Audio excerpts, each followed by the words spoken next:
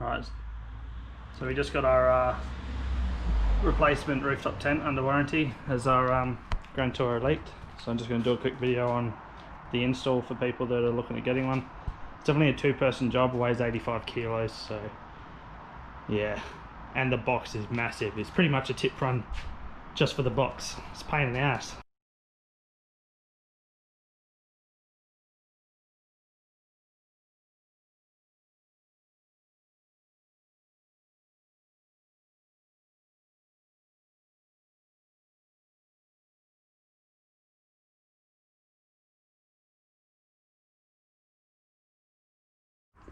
Right, so as you can see, as far as packaging and stuff's concerned, they actually do pack it pretty well.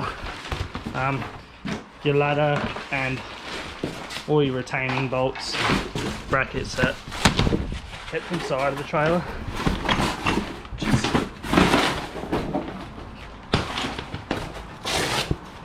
So just inside of the trailer here, you should have everything you need in these bags. So that's all the mounting, and then that's just your ladder itself. It's a pretty cool little bag. Alright, so a couple of things I've just noticed on this model compared to mine was there's actually no pot rivets on the roof, which is pretty cool. They must all be internal. So mine actually leaked through the rails, which now looks like it's been sealed up, Sikaflex stain, so water can't get in there. And for us, this was an optional extra which you had to pay for, whereas seems to have come with the tent now from yeah, whenever. It's pretty cool. And correct me if I'm wrong, it's probably someone that knows more about it than me, but it looks like this tent's actually recessed further back compared to the one that we had. I don't know if that's just a coincidence or not, but yeah, it actually, all in all, it's definitely I'd say a lot better quality than what I had originally. Even the stickers are put on proper. Mine were all bubbly, so I think they've really upped their game. It's a shame I'm selling this trailer. If anyone's interested, hit me up. Located in Western Australia.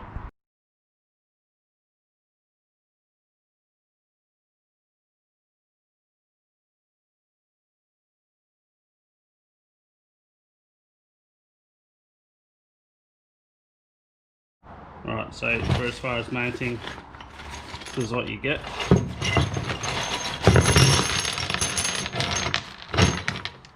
Basically, this bracket here slides between the rail, and then your bolt goes through, and it just reacts off of the two raised bits.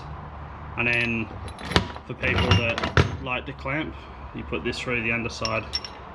That's pretty much just a sandwich scenario, and then that goes underneath. I've done that in the middle, but on the outsides I've drilled a hole through my rack so that I don't have to do that, because I think it looks shit. One tip I'll give you is that the bolt actually sliding through the bracket doesn't seem to round off as easy as using the nut. So it is a bit of a pain, but everything that you want, so like I'm gonna use a clamp in the middle on this side, clamp in the middle on that side. So I need to slide these two bolts in first, ready, before I actually put this end bolt in. Otherwise, you have to pull the end bolts back out again, which is a bit of a pain in the ass.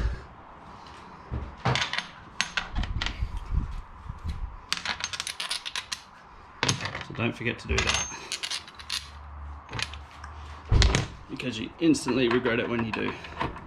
Trust me.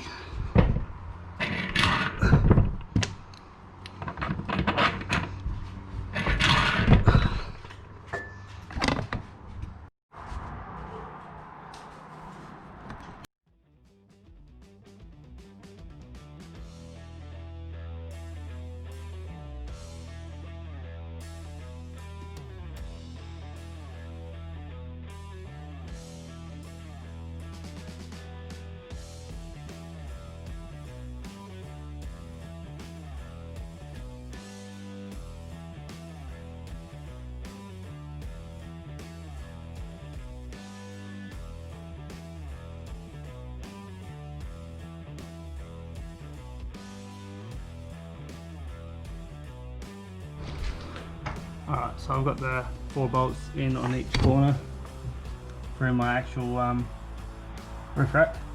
The rails aren't the same as the old one, so that caught me out a bit, slightly off. So I've got 4 corners, and then obviously I'm going to clamp each rail like so. So I just got to do these 4 center plates, sandwich plates up, and then the nuts on the outside, and I'll cut all the bolts down so they don't look so gigantic. And then she ain't going anywhere.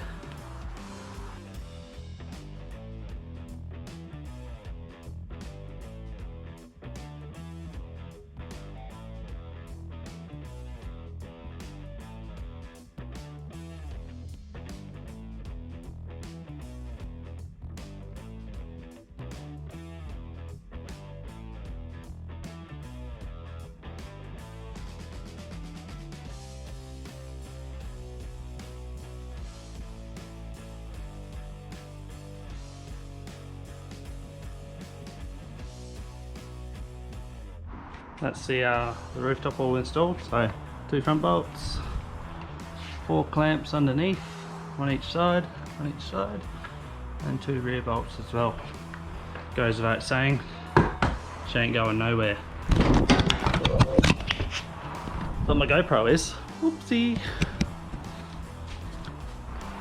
All I'm going to do now is unbolt the ladder bracket at the rear and put it on the side, and that's pretty much the rooftop tent installed done.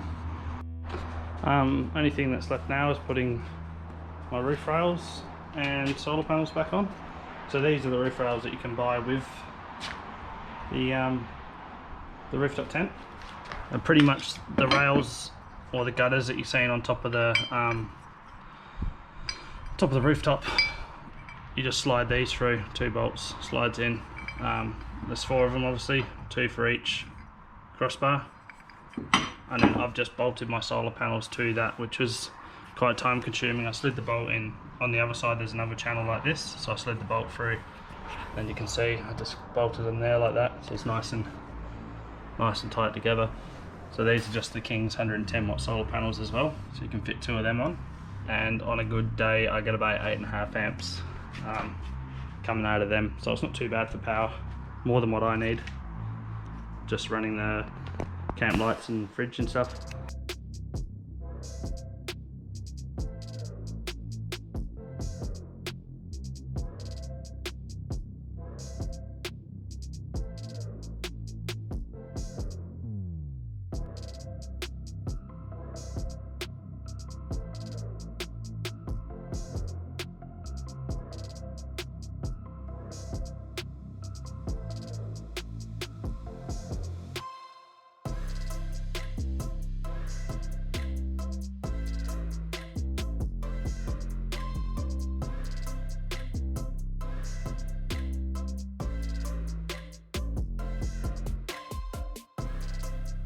So that's the solar panels all bolted on.